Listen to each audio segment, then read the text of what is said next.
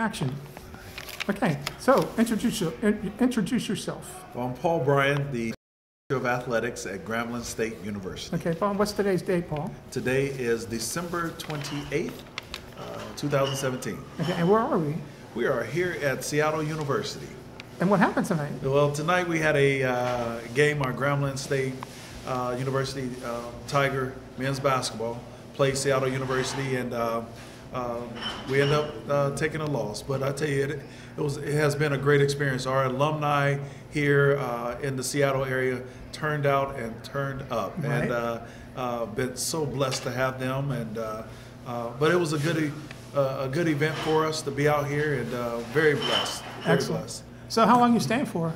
We leave out tomorrow morning. Oh, wow. We're Okay. only here for 2 days. Oh, yeah? So you didn't get a chance to see the beautiful sight and sound. You got to go to Space and Release, right? Yeah, you know, I used to live here. Oh, okay. So I totally understand and know what the Space Needle. We did drive by and see it, but this was a business trip. Right. And take care of business, and then we're on our way home. Okay. Interesting you're saying it's athletic, but there's business. Absolutely. Athletics is a business. Okay. And that's the way I approach it. I approach it as a business endeavor.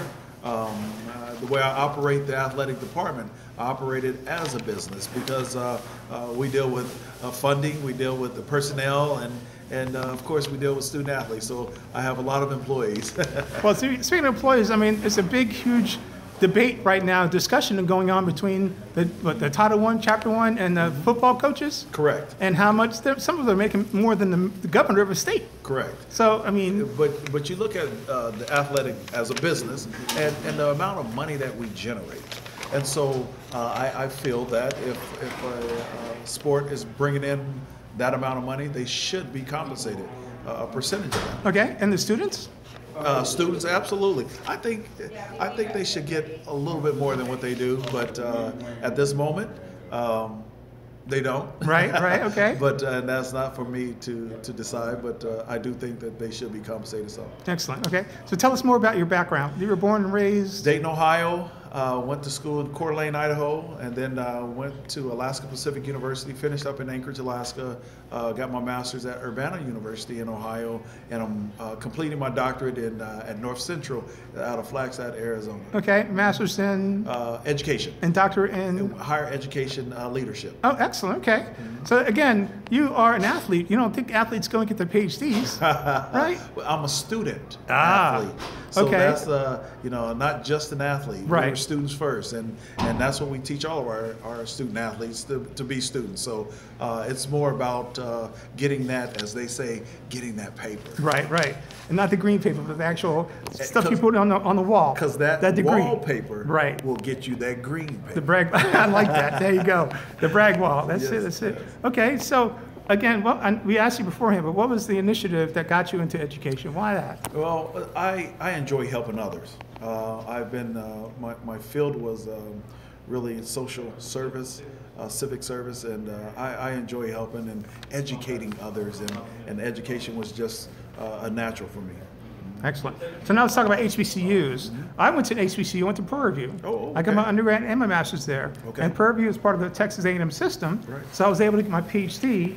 On a National Science Foundation fellowship that I got in 1998. Okay. And so, if it wasn't for Prairie View, I wouldn't be here. Right. That's all I can say. I was born in Philadelphia. Parents got divorced. Mom was a military, civilian in the military. Okay. So my K through 12, every 2 years we move. Oh, right. Gotcha. And so when I finally graduated high school in New Jersey, I went to school in Texas that summer. Okay. Went straight through. I mean, didn't stop until I got my PhD. Right. But anyway, I say all that to say, HBCUs is the love. Right. Definitely there's some lots of cultural issues because in the 6th grade, my mom got accepted to MIT for a year. Okay, gotcha. And so I'm hanging out with her up in Cambridge, completely carefree kind of thing, and then go to Texas, very conservative, and so that's a whole other story. But anyway, I mean, again, tell us more about the love of HBCUs and why we need to have more of anybody, not just us, but everybody go to HBCU. HBCUs are a program that HBCUs are where we are supposed to be. And I think because you get that holistic approach to education, from the spiritual, the civic, and then of course the educational, and in some cases athletics. So HBCUs, we do more than just educate. We educate you in a holistic approach.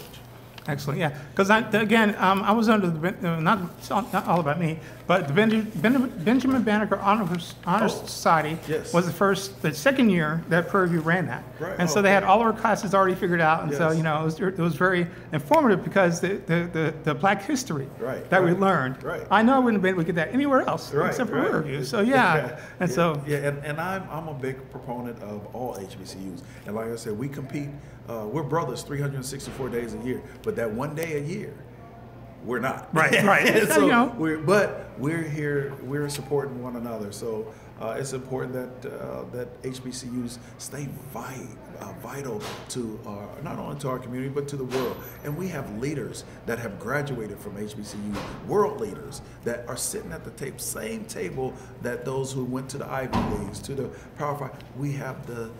They have the degrees from HBCU. So I'm blessed to be working at Grambling State University. Excellent. Okay, so 2018, any plans? Yes, plans to continue to enhance our brand, continue to enhance what we're doing athletically and civically. So we do have a lot of plans. And I don't want to say everything. No, you can't. But we do have several things that we're going to do that's going to enhance our non-revenue generating sports as well as our revenue generators. So as the director of the sports empire at Grambling, how many issues, how many teams, how many little things? We have 15 teams. 15? 15, okay. Yes. And in the fall, our running sports do well. Our volleyball, this was the first year they've been 500 in the conference in 9 years. Our soccer team lost in the SWAC championship. Our football team won the SWAC championship and lost in the national championship game. And then we have our men and women's basketball and our indoor are coming.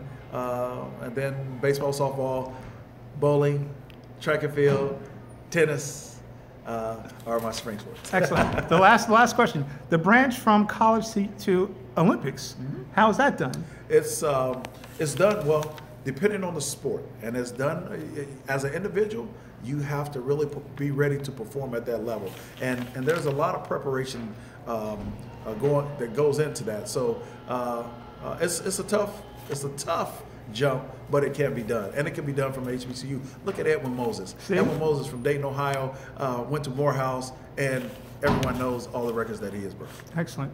Okay, so Paul, any final words? Just thank you for having given me this opportunity to express a little bit about me, but more importantly, if you're looking for an institution, look for an HBCU, and if you want to go somewhere where everybody is somebody, come to Grambling State University. Excellent. You got a phone number, email, or anything? Yes, website? Look at www.gram.edu, and you can look up everything about Grambling State University. Excellent. Okay. Well, thank you, brother. Thank you. God bless. You as well. Merry New Year. All right.